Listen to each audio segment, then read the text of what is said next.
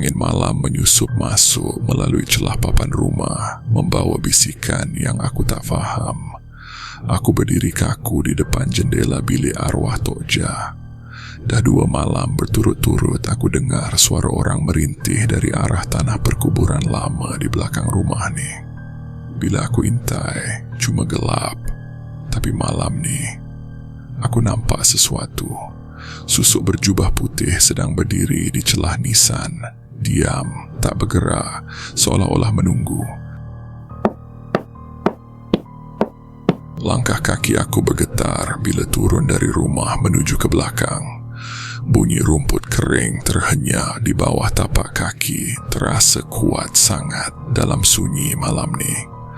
Bau tanah merah makin kuat dan makin dekat aku melangkah. Makin jelas suara tangisan tu kedengaran. Ia bukan tangisan manusia biasa. Ia terlalu dalam, terlalu sakit. Macam roh yang terperangkap. Kilat memancar tiba-tiba, menyinari kawasan tanah perkuburan sekejap. Dalam pancaran itu aku nampak satu nisan lama, pecah, terbalik dan disimbah cat merah. Tapi itu bukan cat, itu darah. Dan di belakang nisan tu, ada wajah. Separuh hancur, mata terkeluar, tapi masih menatap aku. Petir berdentum serentak dan aku terkaku, tak mampu bergerak. Jantung aku berdetak laju, macam nak pecah dada. Tangan aku menggigil masa cuba halakan lampu ke arah nisan tu sekali lagi. Tapi sekarang, dia dah tak ada. Kosong. Yang tinggal cuma kain kafan lusuh di atas tanah, basah dengan lumpur dan darah. Bau hanyir makin menusuk. Aku tahu dia masih dekat. Sangat dekat. Jeritan perempuan bergema dari arah belakang aku. Aku terus pusing dan di situ dia berdiri. Muka penuh luka, mata putih kosong, mulut koyak sampai ke pipi. Dia menjerit sekali lagi, lebih kuat. Aku jatuh terduduk. Tangan aku cuba undur ke belakang, tapi tanah terlalu lembab. Mata kami bertentang. Dia buka mulut perlahan-lahan. Jangan lupakan aku.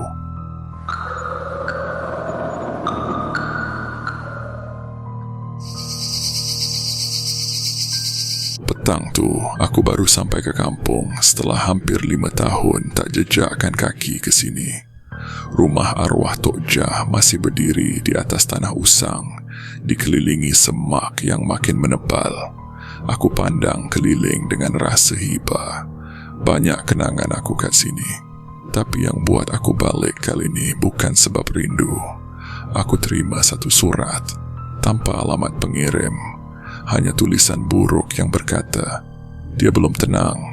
Baliklah sebelum kau juga dipanggil." Aku tolak daun pintu yang berat dan berkeriut. Bau hapak dan debu menyambut aku. Cahaya matahari senja menyorot masuk dari celah-celah dinding papan. Aku melangkah masuk perlahan, menyentuh meja lama tempat Tok Jah selalu simpan minyak angin. Debu tebal melekat di jari aku, tapi ada sesuatu yang pelik, seolah-olah ada kesan jari baru di permukaan tu. Ketukan halus bergema dari arah dapur. Aku berhenti. Rumah ni kosong. Siapa yang ketuk? Aku menapak perlahan ke arah bunyi. Setiap langkah aku berbunyi di lantai papan yang usang. Bila aku sampai ke dapur, tak ada siapa. Tapi pintu belakang terbuka. Angin dingin menyusup masuk, menyapu leher aku. Bulu roma terus meremang. Aku intai keluar. Halaman belakang penuh daun kering dan ranting reput. Tapi mata aku tertarik ke arah satu benda. Di atas pangkin lama ada nisan. Kecil, tua, dan baru saja diletakkan di situ. Tak pernah ada sebelum ni. Aku dekati nisan tu dengan hati-hati. Nama di ukirannya hampir hilang, tapi masih terbaca. Siti Maryam 1952 sampai 1974. Aku kaku. Itu nama mak saudara aku yang mati masa aku kecil. Tapi kubur dia kat tanah perkuburan, bukan sini. Siapa yang gali dan pindahkan nisan ni? Bisikan sayup kedengaran lagi. Kali ini dekat sangat.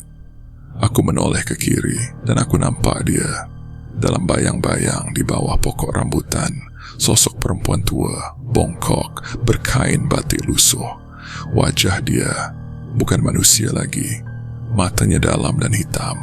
Mulutnya terkoyak luas dengan darah menitik. Aku lari masuk semula ke dalam rumah. Pintu aku hempas kuat-kuat. Tapi bunyi daun bergesel masih ikut. Dia ikut aku.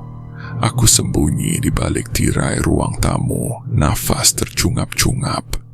Dari celahan kain, aku nampak pintu depan mula terbuka perlahan. Walaupun aku dah kunci. Lantai papan berbunyi lagi.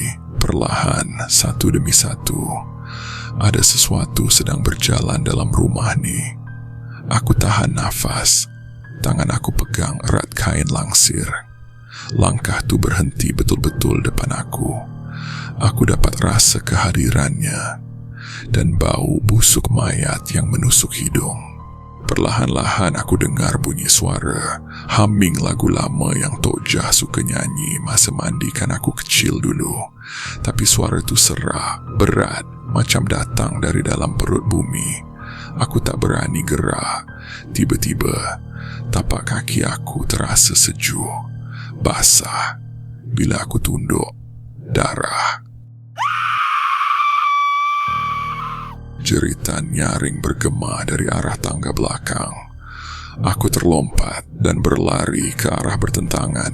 Dada berdegup gila. Aku buka bilik Tok Jah dan terkejut. Ada seseorang duduk di atas katil, menunduk, rambut menutupi muka. Dia angkat kepala, mata putih penuh dendam.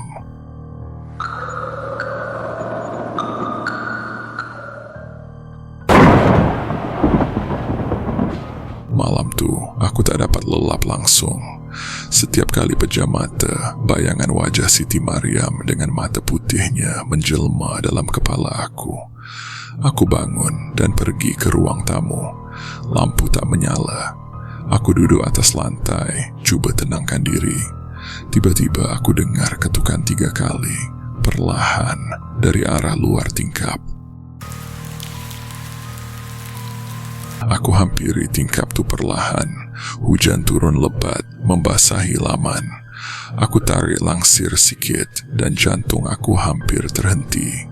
Ada tangan pucat berurat melekap di cermin, tapi tak ada badan. Sekelilingnya gelap, hanya tangan itu. Tiba-tiba ia mengetuk lagi, 3 kali. Aku mundur beberapa langkah. Nafas makin sesak. Petir menyambar sekali lagi dan untuk sesaat seluruh ruang diterangi. Aku nampak bayang perempuan tua berdiri di sudut dapur. Tapi masa kilat hilang, bayang tu dah tak ada. Jam dinding berdetik makin kuat. Bunyi dia macam berdegup dalam kepala aku.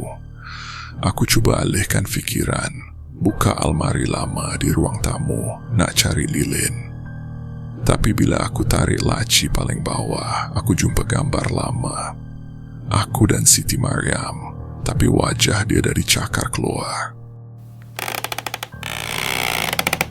Bunyi papan lantai berbunyi lagi, tapi kali ini dari bilik atas.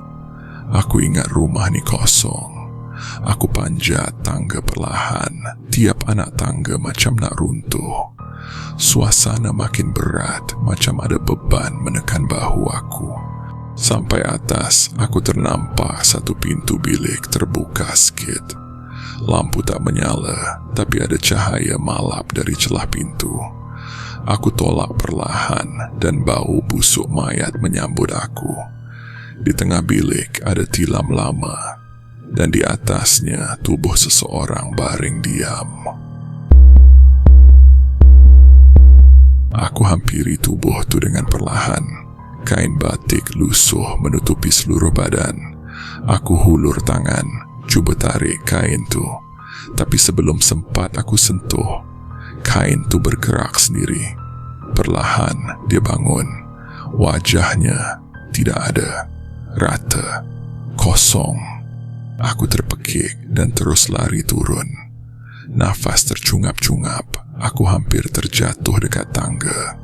Tapi masa aku berpaling, makhluk tu tengah tengok dari atas, berdiri tegak tanpa mata, tanpa hidung, tanpa mulut, hanya kulit putih yang tegang dan kering.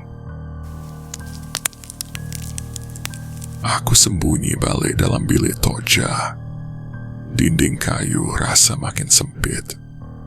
Aku terdengar bunyi kuku menggaru di lantai, makin lama makin dekat.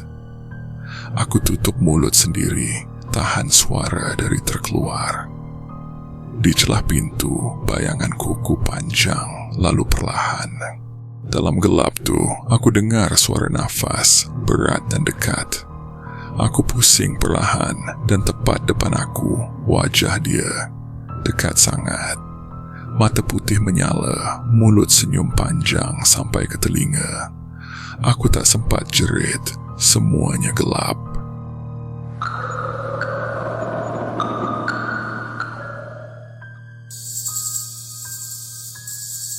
Pagi itu aku terjaga dengan badan berpeluh, walaupun kipas berpusing perlahan di siling. Suasana rumah Tok Jah nampak biasa, tapi aku tahu malam tadi bukan mimpi. Aku turun ke dapur cari air. Langkah aku terhenti bila nampak pinggan mangkuk lama atas meja. Masih ada kesan darah kering. Aku cuci muka di sinki dapur. Bunyi titisan air dari paip lama semakin mengganggu. Tiba-tiba, masa aku dongak tengok cermin kecil atas sinki, ada wajah lain dalam pantulan. Perempuan tua dengan rambut kusut. Aku pusing. Tak ada siapa. Aku pergi ke halaman belakang, cuba tarik nafas. Tapi tanah dekat pokok cempaka tu macam baru digali. Ada bau tanah basah dan busuk menusuk. Dan dekat tepi, aku nampak satu benda hitam tertanam separuh, kain kafan yang kotor. Burung gagak tiba-tiba terbang rendah atas kepala aku. Bulu roma aku terus meremang. Aku patah balik masuk rumah dan nampak Tok Jah tengah berdiri depan bilik dia, pandang tepat ke arah aku. "Kau dah nampak dia, kan?" katanya perlahan. Aku angguh. Tok Jah suruh aku duduk.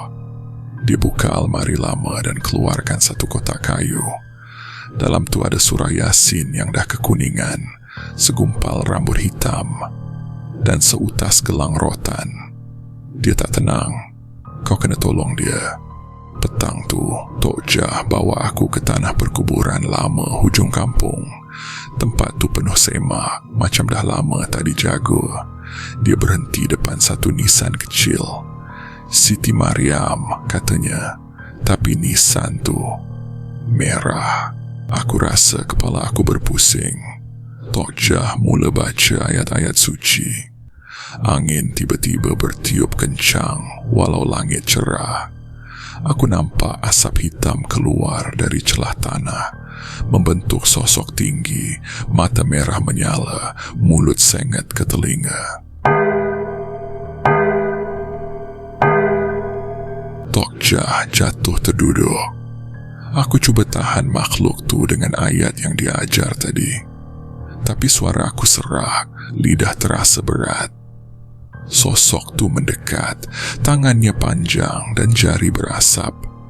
Ia nak pegang muka aku. Aku baca kuat-kuat. Suara aku makin jelas. Sosok tu terundur sedikit dan tiba-tiba meletup jadi abu hitam.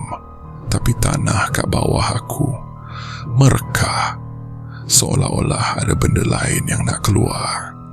Tok Jah tarik tangan aku dan kami lari.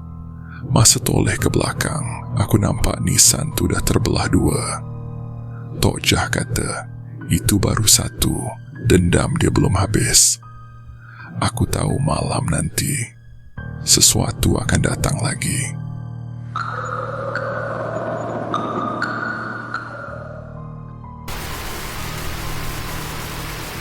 Petang itu hujan turun mencurah. Aku duduk di ruang tamu rumah Tokja, mata tak lepas dari jendela yang berkabus. Setiap kilat yang menyambar, hati aku macam direnggut. Bunyi guruh bersahut-sahutan dan dari celah tirai, aku nampak seseorang berdiri di hujung halaman. Aku coba perhati lagi, tapi kilat seterusnya hanya tunjukkan halaman yang kosong. Tiada siapa. Aku berpaling ke belakang dan hampir menjerit. Ada kesan tapak kaki basah dari pintu depan menuju ke bilik belakang. Dengan hati-hati aku ikut jejak itu. Pintu bilik belakang separuh terbuka. Angin dari luar meniup langsir nipis perlahan-lahan. Dalam samar, aku nampak seorang budak kecil duduk membelakangi aku. Rambut panjang menutupi muka. Suara nyanyian lama berkumandang perlahan. Lagu kanak-kanak zaman dulu. Aku kenal suara itu. Suara adik aku, Nina. Tapi Nina dah lama meninggal. Malam yang sama aku hilang ingatan.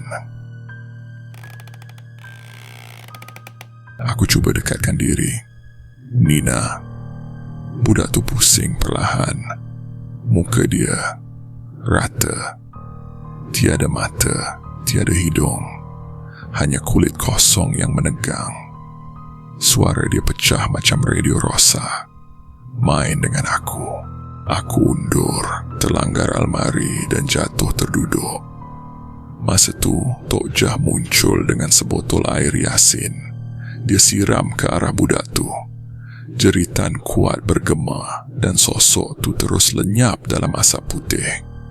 Tok Jah tutup pintu dan kunci. Benda tu ikut kau balik dari kubur, katanya. Dendam Siti Mariam bukan seorang. Ada yang lain yang masih tunggu giliran. Aku rasa tekak aku kering. Badan aku menggigil. Malam makin larut. Aku tak mampu tidur. Setiap bunyi kecil buat aku terjaga. Bila jam berdetik pukul 3 pagi, aku terdengar bunyi benda dikais atas zinc dapur. Macam kuku, panjang dan tajam. Aku keluar dari bilik perlahan-lahan. Tangga kayu ke tingkat atas berbunyi sendiri, seperti ada yang sedang naik. Tapi aku tahu, rumah Tok Jah tiada tingkat atas. Atap rumah berdinding papan dan zinc je. Tangga tu terus menjulur ke atas, seperti tumbuh dari kegelapan. Aku naik satu persatu. Di atas sana, hanya satu pintu kayu buruk. Bila aku buka, aku kembali ke tanah perkuburan tadi. Tapi langitnya merah darah.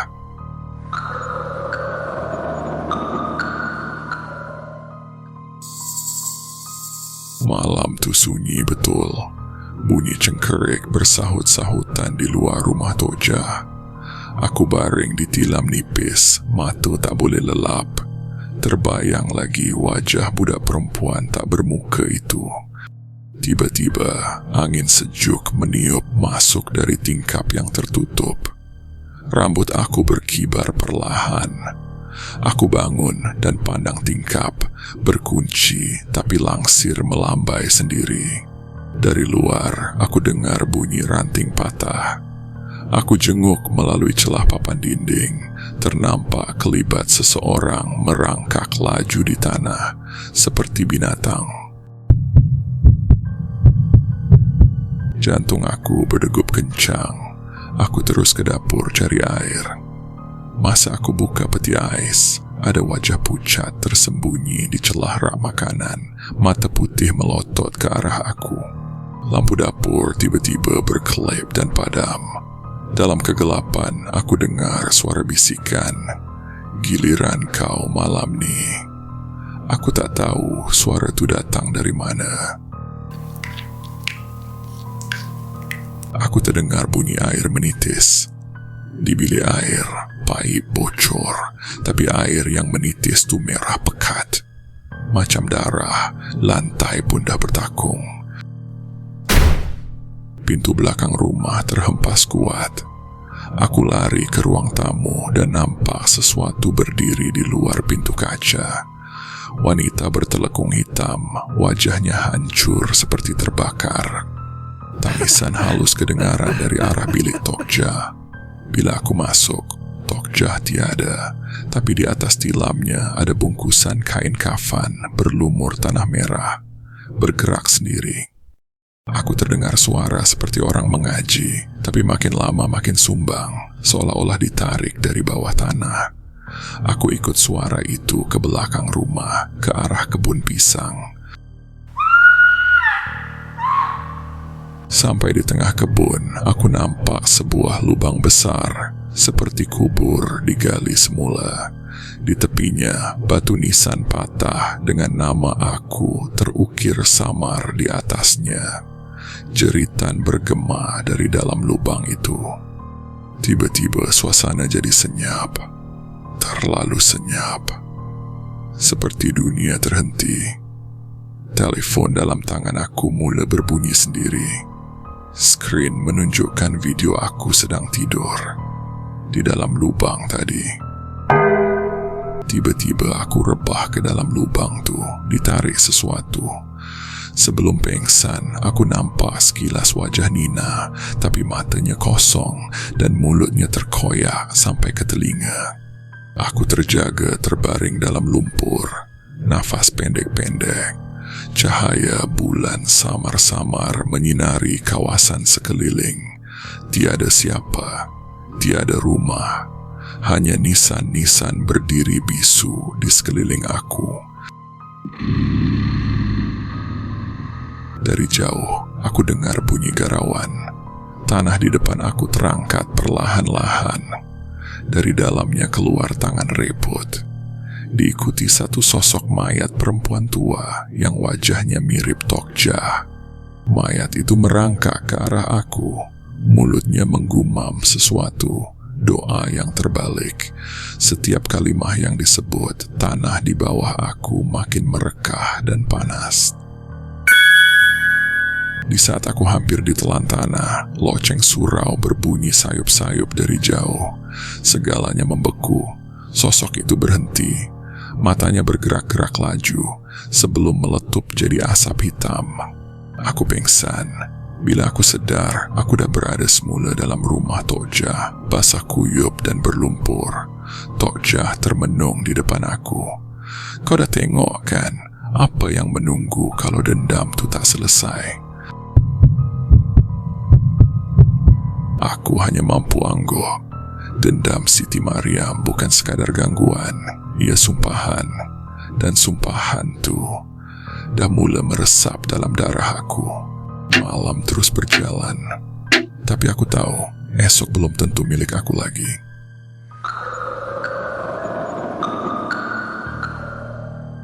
Angin malam mengoyangkan dedaunan pokok rambutan di tepi rumah Tokja. Aku berdiri di anjung, tubuh masih lemah dan pikiran kusut selepas kejadian malam tadi. Tapi ada sesuatu yang buat aku tak mampu tinggalkan tempat ni. Seolah-olah aku dah terikat. Bunyi ketukan halus datang dari arah ruang bawah tanah rumah Tokja. Tak pernah aku tahu rumah ni ada ruangan tersembunyi.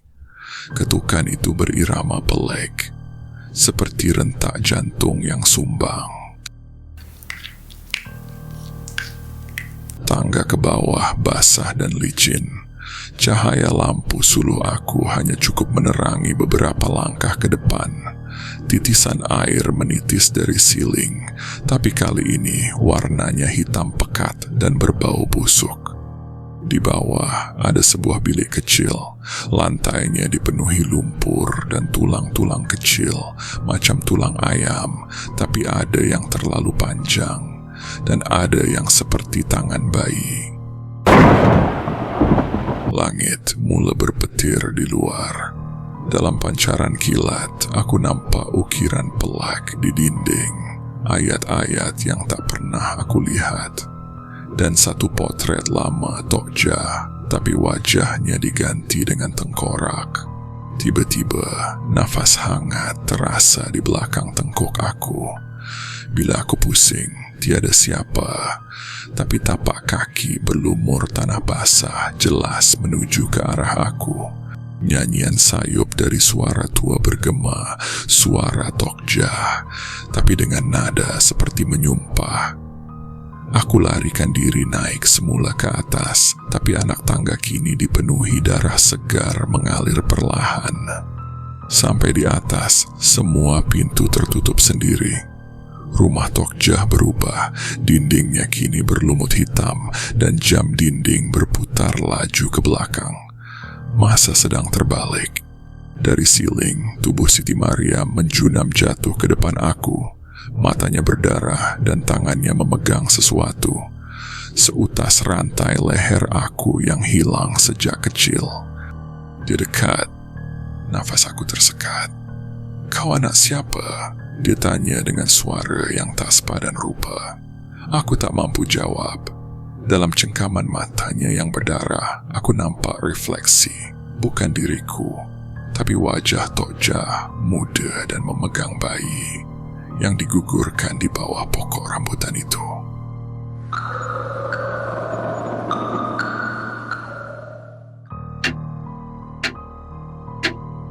Aku terduduk di ruang tamu yang kini penuh dengan bayangan masa lalu. Setiap bunyi jam dinding seperti membawa aku lebih dalam ke dalam sejarah rumah ini. Di tangan aku tergenggam rantai leher yang Siti Mariam hulurkan. Ada ukiran nama di belakang loket. Aminah. Siapa Aminah? Kenapa rantai ini penting? Bunyi lantai kayu memecah keheningan. Aku bangun perlahan menuju ke bilik Tokja yang selama ini berkunci. Pintu itu kini terbuka sedikit, seolah-olah menunggu aku masuk. Bau kemenyan dan darah hanyir menyerbu keluar. Langsir usang di dalam bilik itu bergerak perlahan walaupun tiada angin. Di atas katil ada satu bungkusan kain kafan. Bila aku buka, aku tergamam. Tengkorak kecil dengan pita merah terikat di sekelilingnya. Di dinding, ayat-ayat jampi ditulis dengan darah. Aku coba baca, tapi makin lama aku tenung, makin pening kepala aku. Tiba-tiba ada suara perempuan mengalun sesuatu. Suara itu, suara aku sendiri. Aku lari keluar dari bilik itu, tapi setiap langkah seperti ditarik semula ke tempat yang sama. Rumah ini berubah jadi seperti lorong tak berpenghujung. Setiap dinding ada potret aku, tapi dalam setiap satu, aku mati dalam cara berbeza. Gelak tawa budak kecil kedengaran dari dapur. Aku ikut bunyi itu, perlahan-lahan menolak pintu dapur yang berkarat. Di dalam, seorang budak perempuan duduk membelakangkan aku, rambutnya panjang menutup wajah. Dia makan sesuatu. Bila aku jenguk, tubuh aku menggeletar. Dia sedang suap jebisan jari manusia dari pinggan retak. Tangannya comot dengan darah dan kukunya hitam berkulat. Langit bergemuruh dan semua tingkap pecah serentak. Bayangan hitam keluar dari setiap sudut rumah, merangkak menuju aku. Aku baca ayat suci dalam hati, tapi suara aku tersekat. Satu suara membisik, "Aminah, tolong aku." Dari bawah lantai, kuku berdarah coba menembus keluar. Aku ambil kapak yang tergantung di dinding, dan tanpa fikir panjang, aku pecahkan lantai itu.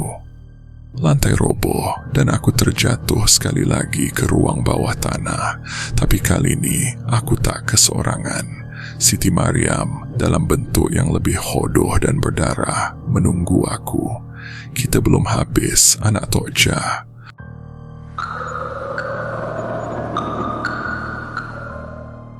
Hari ini aku berdiri di hadapan tanah perkuburan lama yang penuh dengan batu nisan usang.